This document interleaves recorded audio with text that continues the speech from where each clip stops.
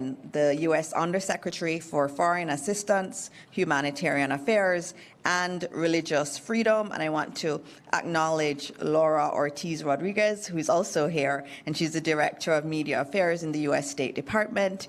And of course, Scott Renner, the chargé here at the U.S. Embassy in Kingston, and other members of the U.S. government team here. This is going to be very short. We are in the middle of cabinet, but this is a very important area that we want to discuss. The United States has always been a friend of Jamaica, and so we're very honored to have you here. And so we're going to start things off with a statement from Jeremy Lewin, the U.S. Undersecretary for Foreign Assistance, Humanitarian Affairs, and Religious Freedom. Thank you so much. It's a privilege to be here.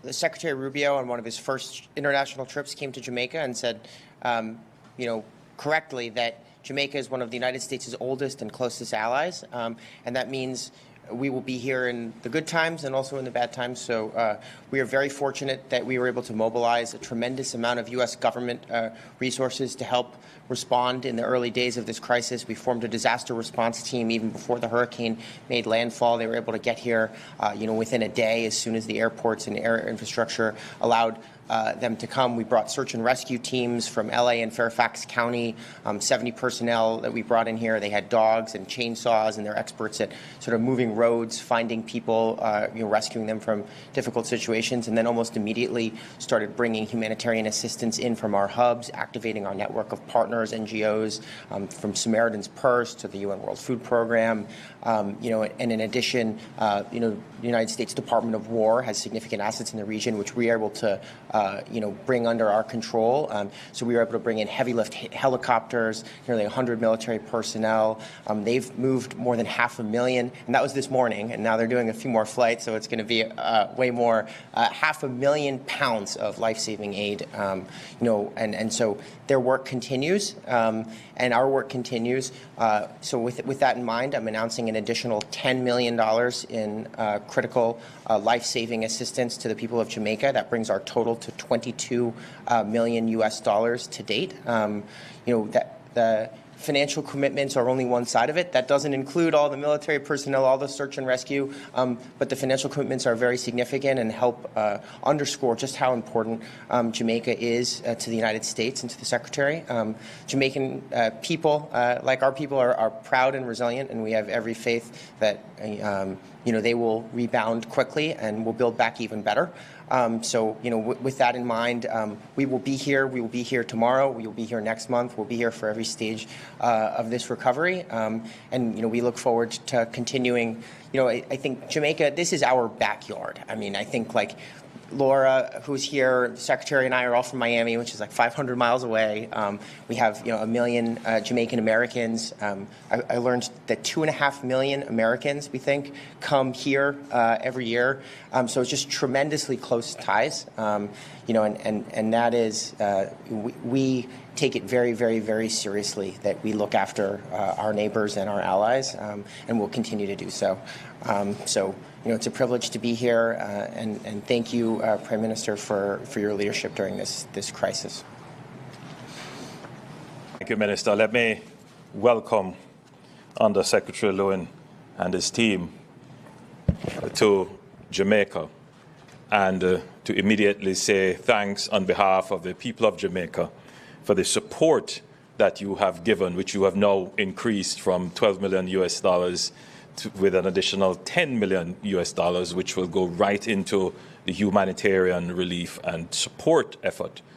The United States was one of the first responders of our international partners who would have come to give support. And that support was particularly invaluable, particularly in the logistics operations, which your helicopters would have augmented. There are many communities in Jamaica that would have been marooned, and the only way to get to them would have been through the capacity for airlift. We do have some airlift capacity in the JDF, but certainly none in comparison to the United States fleet, and you made several of your helicopters, heavy lift helicopters, available to us, and that was crucial in our ability to reach several marooned communities.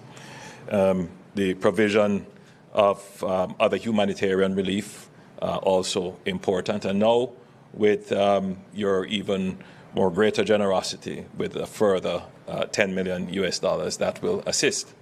Now, I know that there are some who will hear these huge figures and believe that it is the extent of the challenge that we face. But I hasten to add that having been hit by a Category 5 hurricane, the damage that has been done to our economy, to our infrastructure, not to mention to the lives of ordinary Jamaicans, housing, their businesses, it is in excess, and we're being very conservative.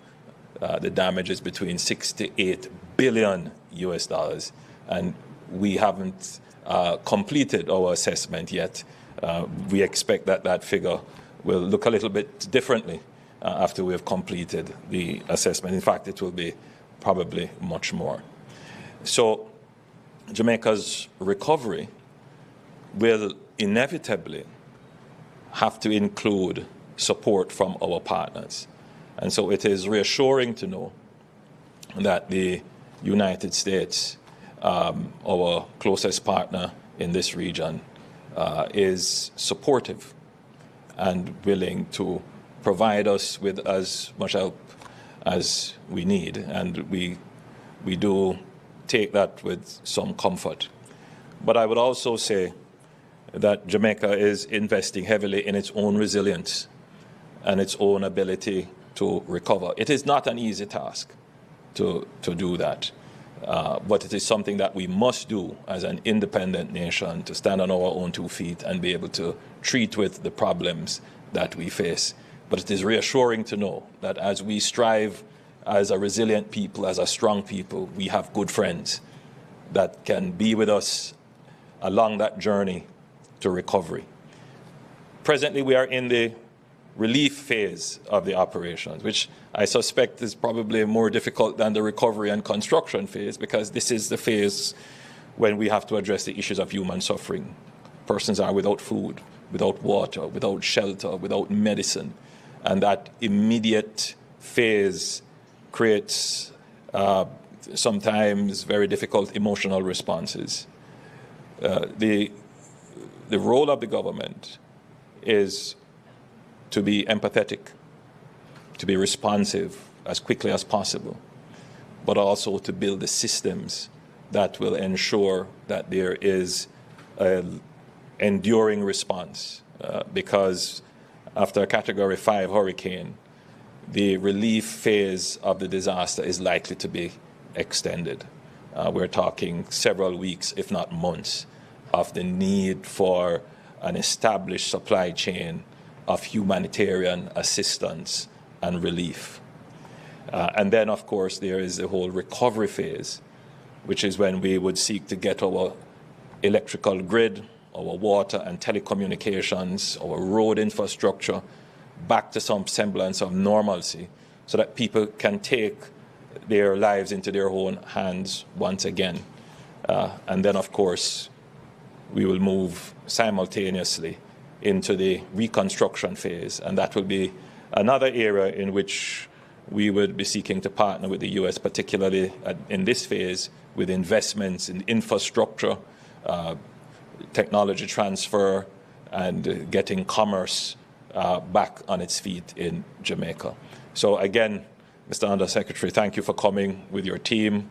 Your Charge d'Affaires has been working very hard and doing quite a great job here in Jamaica. Again, thank you on behalf of the Jamaican people.